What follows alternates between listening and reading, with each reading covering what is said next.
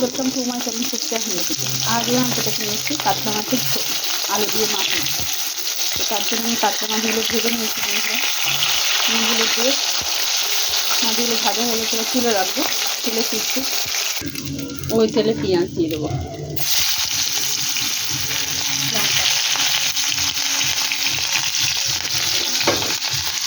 ছোটো সাইজের 3টে আলু কেটে রেখেছি, সেই আলুগুলো দিয়ে দেবো।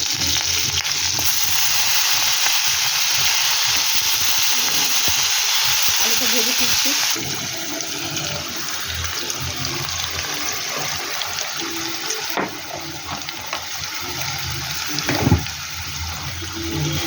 টমেটো দিয়ে দিলাম,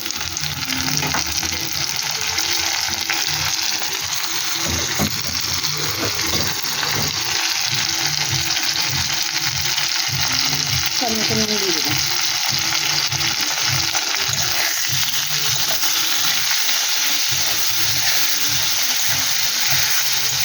ভেজে ফিরছি।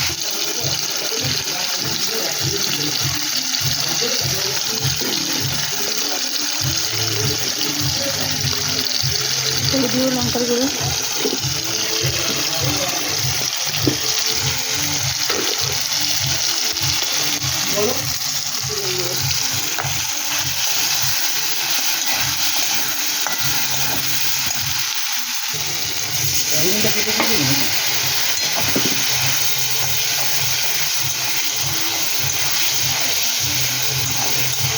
কষিয়ে ফিরছি।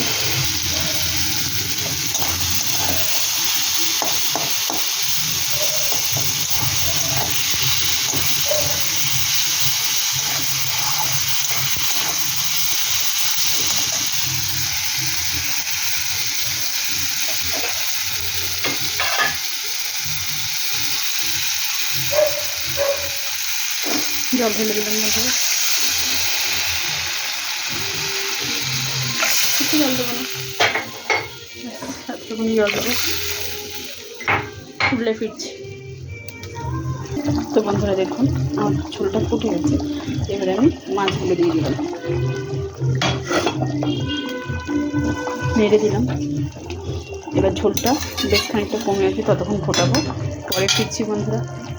তো দেখুন বন্ধুরা ঝোলটা বেশ ফুটে গেছে। এর মধ্যে আমি ধনেপাতা কুচি দিয়ে দিলাম।